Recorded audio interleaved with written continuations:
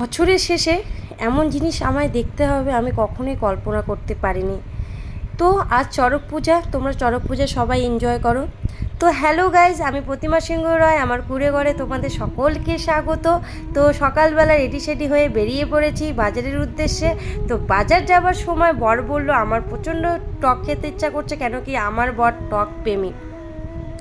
এক কথায় বলতে পারো আমার বর খাদ্য রসিক। তো যাই হোক, আমারও একটু ফুচকা ফুচকা মনটা করছিল বলে পার্ক মোড়ে চলে গেছি। তো ওখানে গিয়ে ফুচকার জন্য দাঁড়িয়ে আছে, আর এখান থেকে ফুচকা খেয়ে দিয়ে বেরিয়ে যাব বাজারের উদ্দেশ্যে। উদ্দেশ্যে এই কারণে বললাম, কাল পয়লা বৈশাখ। তোমাদের সবাইকে শুভ পয়লা বৈশাখ, তোমাদের বছরটি খুবই ভালো কাটুক, তোমরা সবাই সাবধানে থেকো, ভালো থেকো। তো এখান থেকে কেনাকাটা করতে যাব পয়লা বৈশাখের জন্য।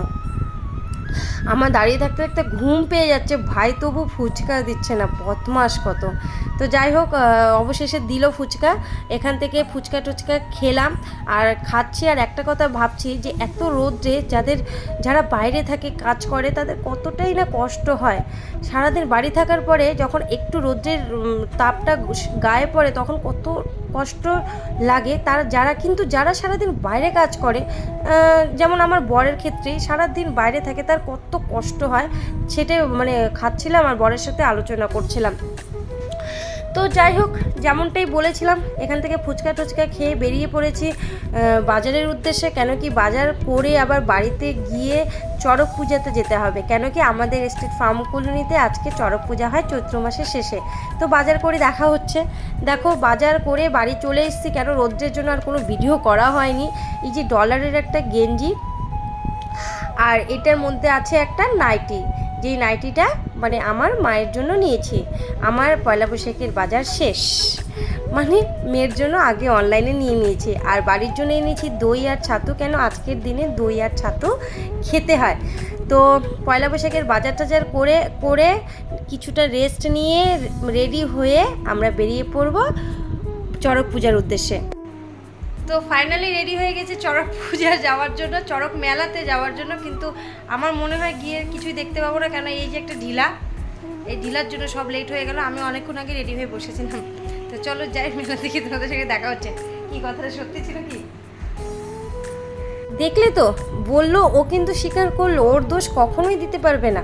ও স্বীকার করলো, হ্যাঁ আমার জন্যই লেট হয়েছে।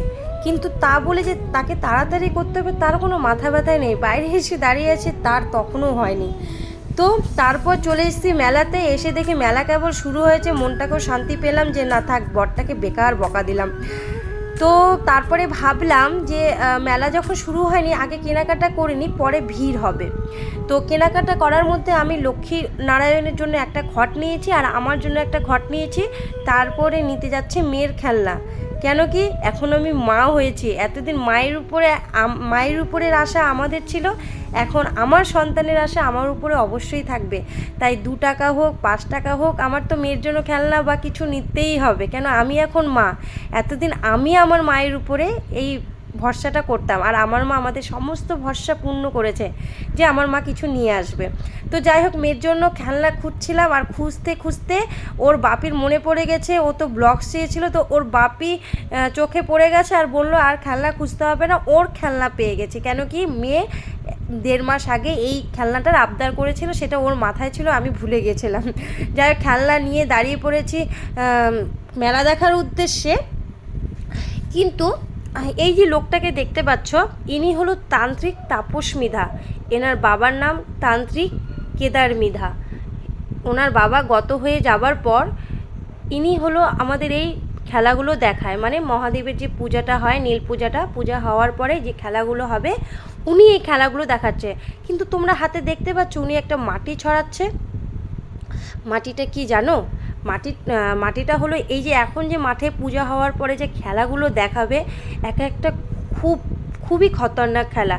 যেন আমাদের এই মহাদেবের বিশ্বাস করে যারা এই খেলাগুলো দেখাবে, তাদের যেন কোনো ক্ষতি না হয়, তার জন্য তিনি শ্মশান থেকে সেই মাটি নিয়ে এসে এই মাঠটাকে বেঁধে দিল, যেন কোনো কুশক্তি বা কোনো কুমানুষ তাদের কোনো ক্ষতি না করতে পারে। এই মাটিটা আনার জন্য ওনাকে আগের দিন রাত্রেবেলা শ্মশানে গিয়ে মায়ের পুজো করতে হয়। পুজো করে যে মানুষগুলোকে মৃত মানুষগুলোকে পোড়ানো হয়, সেই মৃত মানুষের পোড়ানোর মাটি নিয়ে এসে উনি ওনার ভাষাতে বা ওনার রকমভাবে উনি সেই তান্ত্রিকের সেই মাটির পুজো করে, যাই হোক আমি সাজিয়ে বলতে পারলাম না, পুজো করে উনি মাঠটাকে বেঁধে নিল যেন কোনো রকম ক্ষতি না হয়। দেখো তার হলো তরতাজা প্রমাণ। এই ধারালো তলোয়ারগুলোর উপরে মানিকদাদা শুয়ে পুরো মাঠটা ঘুরে আসলো, মানিকদাদার কোনো রকম কোনো ক্ষতি হলো না। আর এখানে দেখতে পাচ্ছ এখন তো তোমাদের গায়ে কাটা দেবে, হ্যাঁ আমার অবশ্যই এখনও গায়ে কাটা দিচ্ছে বলতে গিয়েও। এখানে একজন বাচ্চাকে, মানে বাচ্চা বলবো না, একটা ছেলেকে কবর দেওয়া হয়েছিল, টানা 35 মিনিট তাকে রেখেছে। তান্ত্রিকের কতটাই শক্তি আমরা হয়তো বিশ্বাস করি না, বাট দেখো চোখে দেখা, বিশ্বাস না করে যাব কোথায়। দেখো 35 মিনিট থাকার পরে সেই ভাইটাকে উঠিয়ে নিয়ে আসলো। আহারে আমার কি কষ্ট হচ্ছে তাকে দেখে। তার কোনো জ্ঞান নেই, কোনো সেন্স নেই, সে কোন জগতে আছে সে নিজেই জানে না। কিন্তু এখন সেই তাপস্মিতা দাদা তার পূর্ণ জীবন আবার ফেরত দেবে, তাকে আবার তার জ্ঞান দিবে, তাকে ফেরত নিয়ে আসবে, তার যেরকম সুস্থ স্বাভাবিক ছিল। সেটা বাস্তব, আমি না দেখলে কখনোই বুঝতে পারতাম না, বা ছোটোবেলার থেকে দেখে আসে এখনও গায়ে কাটা দিচ্ছে। দেখো যে ভাইটা এখন অন্য জগতে ছিল, তার কোনো জ্ঞান ছিল না, সে নিজের পায়ে হেঁটে আসে। তো সবাই একবার বলো দেবের দেব মহাদেব, দেবের দেব মহাদেব। মহাদেব তুমি সবাইকে সুস্থ রেখো, ভালো রেখো, সবার মনের ইচ্ছা পূর্ণ করো, সবার বিপদে আপদে তুমি পাশে থেকো। আমার ভিডিওটা আমি আজ এই অবধি রাখছি, তোমরা সবাই আমার পাশে থেকো, আমাকে সাপোর্ট করো। আমার ফেসবুকে একটি আইডি রয়েছে প্রতিমা সিংহ রয়, তোমরা প্লিজ প্রোফাইলটিকে ফলো করে দিও।